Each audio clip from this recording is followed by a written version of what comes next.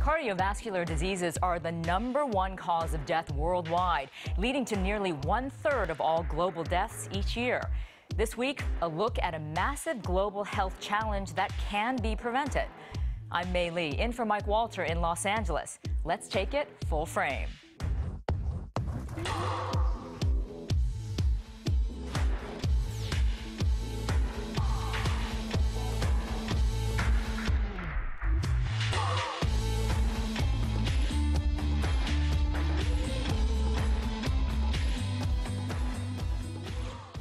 His iconic career as the King of Talk needs no introduction.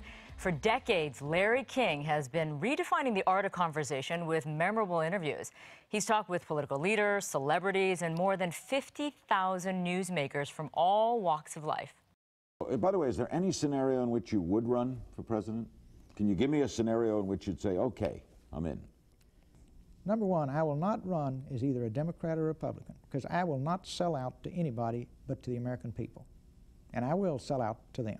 So you'd run as an independent? Number two, if you're that serious, you, the people, are that serious, you register me in 50 states. So this is to show people the quality of the leg that you can actually get. Well, it feels like a leg. Yeah, but in America, you don't have that quality here. Now, so what do you, pick your leg up again. What do you, screw do you on have the any end of it. feeling there? Yeah, full feeling, completely. Full feeling? Full feeling. If you touch it, it makes me feel like my toes are completely opening. And Paul's going to get upset you touching my leg, Larry. Now, this was amazing. This did not turn Paul off. No, not at all. Because you could imagine many men. Or any boyfriends before that. Every guy I've been out with has asked me to marry them within a week. Should I call you Larry or should I call you King Larry? Well, King Larry would be a great honor, but let's do Larry and I'll do Gaga. Okay. Bum, bum, bum, bum. Got a date with an angel. You're off key. Gonna be there at 7. Got a date with an angel. And I'm on my way to heaven.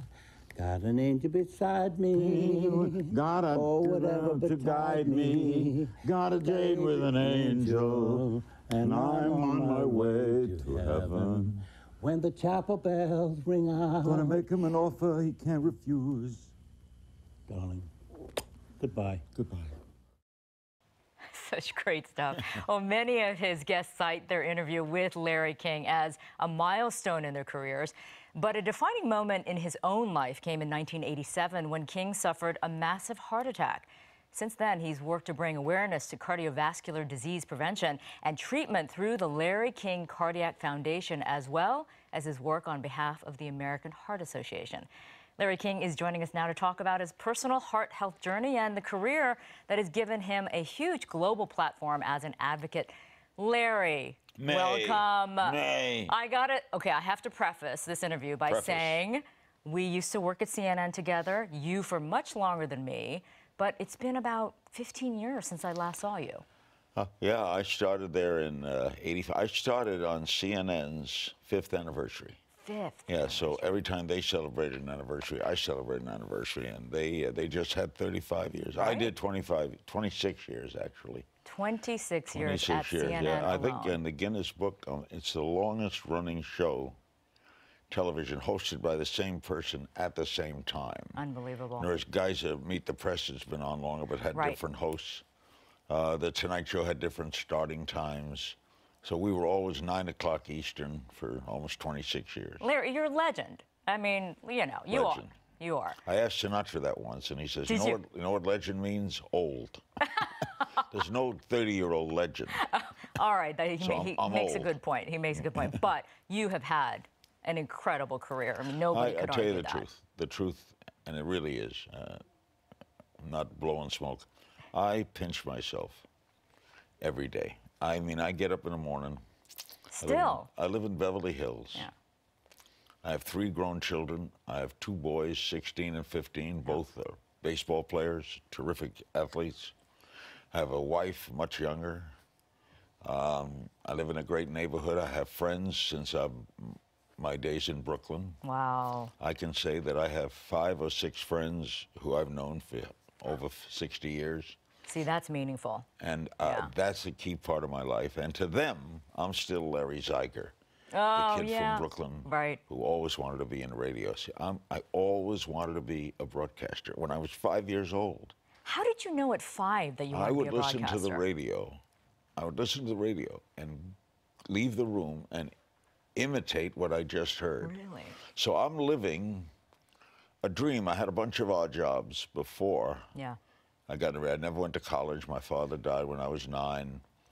And when I was 22 years old, someone told me to go down to Miami, and I knocked on doors. And the last time I worked was delivering packages on the UPS truck. I have not worked since. I have never worked in this medium. I do it. I love it, but I never worked. You don't consider it work. Nah. Aren't you lucky? Because a lot of people can't Oh, say yeah, that. that's part of Right. why I pinch myself, that I've had this. I never wanted fame. I just wanted to be on the radio. And then I got on television very early. Yep. And the rest all happened. And Ted Turner heard my national radio show. I did the first national network radio show in America. Yeah. And then Ted Turner heard it, and he was getting rid of someone at CNN. And I had never seen CNN. I didn't have it. It wasn't in Washington then. When early days, nobody knew about it, Oh, yeah, Chicken or if they News did, Network. Chicken Noodle News Network. Exactly. But we changed it, and those were great days. And Ted, And you were a big part of that, putting CNN on the map like that. Thank you. Yeah. Yeah. Ted envisioned that. He was a great He is a great visionary. He's a wonderful man. Best guy I've worked for. Yeah. And then I left, and who knew? I thought I was through. I thought Well, here's the thing, Larry. You're not done. You're still working full time. Well, I lucky to meet Carlos Slim. He's the first or second richest person in the world. He Yeah. invited me down to Mexico to speak for his charity group.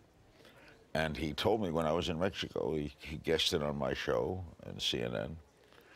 And then when I told him I was leaving, he said, "You can't leave. We got to do something." And my wife came up with the idea, well, why not an internet network? And they named it Aura TV, Right. meaning now. And they called my show Larry King Now. And now we have like You have multiple 15 shows, right? Yeah, many shows. I mean, come on, Larry. You could have easily retired and nobody would have asked any questions. They would have been like, this guy had a long, stellar career. 58 years. But you had no desire to stop? Well, I thought I could stop. Okay. I thought I could stop. And then I can tell you the moment. I was sitting at home watching TV, and the news broke that Osama bin Laden had been killed. And I wanted to jump up off the chair and go talk to somebody, broadcast. And I realized then that I miss the action. Yeah. I miss the moment. I miss getting up. People who don't work amaze me. I get up and go out. And Woody Allen said half a success is showing up.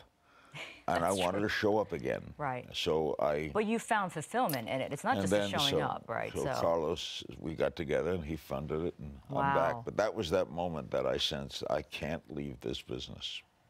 I've had a great ride. And Well- with the, I've been able to give back with the Heart Foundation. I've been able to give back. I wanted to jump into that because... because right now we're an educational foundation. We started, I had heart surgery after my heart attack. And we were sitting around one day, this was in 1988. I had the heart attack in 87 and the surgery in 87. And one of my friends said, what did it cost? And I didn't know. Insurance paid it. So I got to thinking, what about people who are not insured? So I started the Larry King Cardiac Foundation. And we had it for many, many years, right through this year. And we helped people who were not insured. We helped maybe 4 or 5 people a year. We did surgeries. We did galas every year. We raised money. Right. And we try to save a heart a day. And we visited many of the patients that we helped. We helped children.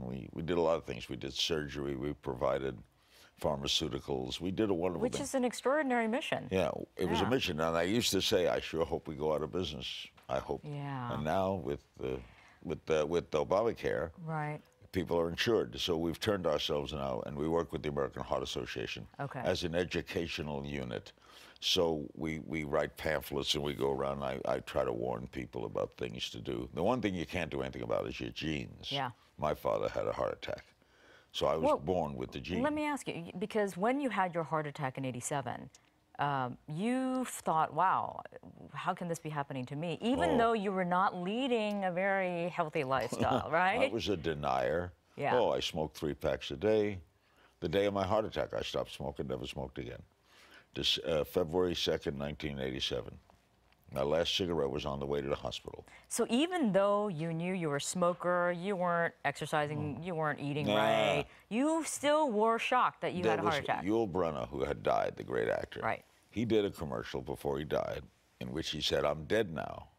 Don't smoke." I remember that commercial. When I would see that commercial, I turned the channel. Really? Yeah. Oh, remember when they used to, I guess they still do, they label cigarettes? Yes. You know, Oh, yeah. May cause you. Yep. Did you rip it out? And I would look for packs that says, may affect pregnancy. And I would buy that. Larry, really? So you were in full denial? Full denial. When that doctor said to me, sitting in the emergency room, "Mr. King, you're having a heart attack." What? You're having a heart attack? Why should I be shocked? I mean, I would eat double stuffed potatoes and 2 pieces of pie, and I weighed 195 pounds. I smoked 3 packs a day. I loved every cigarette. I loved every. I know what it is. No addict, every addict has my full understanding and compassion. Sure. I'll tell you how bad I was. One night, I was living in a condo in Washington, in Virginia, and it was a snowstorm, and it was 3 in the morning. I woke up, no cigarettes. No, I can't find a cigarette. I'm crawling around the floor looking for a butt but the maid had come that day and cleaned everything. Okay. Now what do?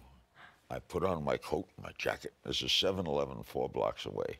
I can't get out of the garage because it's an electronic garage and the snow has got it blocked. I walk out the front door. I walk the 4 blocks. It's windy. The snow's blowing in my face. I got snow in my shoes. I go into the 7-Eleven. I go behind the counter, take out a pack of cigarettes, light up before I paid. Oh, my God. That's an addict. That was, So you were seriously in deep. But the day I had the heart attack, on the way home, I had a pack of cigarettes in my pocket because I had driven to the hospital. I threw them in the Potomac River and never smoked again and never desired again. Really? So you needed to be really scared. A psychologist told me. I said, how come I didn't chew gum, I didn't take any pills, I didn't put the patch? He said, you got scared straight. And what happened to you is your body may have wanted it, but somewhere in your psychic, you saw the hospital emergency room. Right. You never wanted that. And you didn't think you would ever be there. I never smoked again. So here's the thing, Larry. I mean, the statistics are really scary in terms of heart disease and heart attacks in men and women, right? It's growing. Women more. It's growing, every year by huge numbers worldwide. So you having gone through it and now being an advocate of heart health, I mean, what do you tell people who may be in that same situation that you were, in complete denial? Well, I don't know any adult who would start smoking. True. I don't know adult. Yeah, that's true. But young girls are smoking. More girls than boys are smoking. So what's the message then? Because it's not getting. It's so not. simple. There's no connection here. It's so simple. If you think the food is wrong, you're right. If you think what you're about to eat could probably affect your heart. Yeah.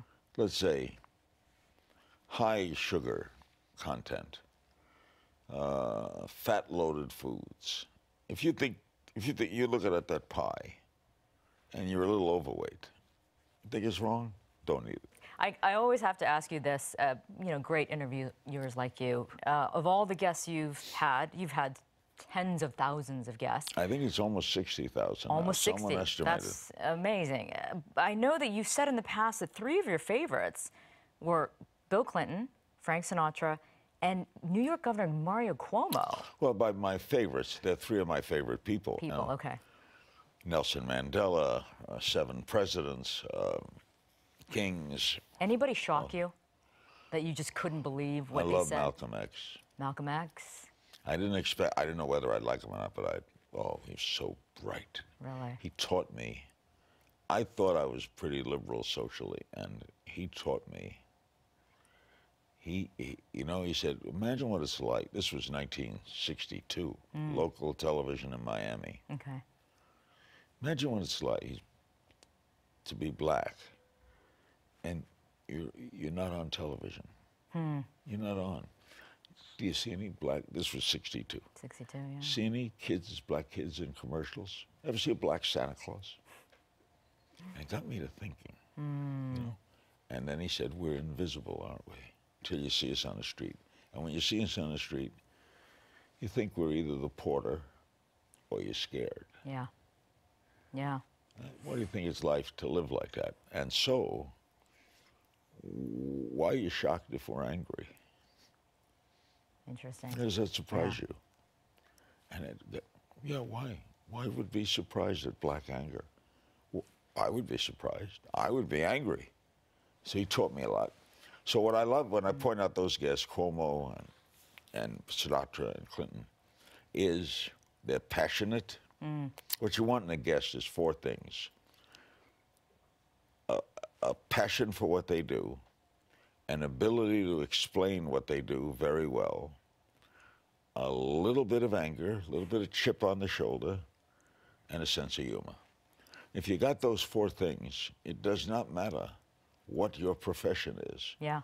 You could be an interior designer or president of the United States. You could be the mayor of a city or an actor.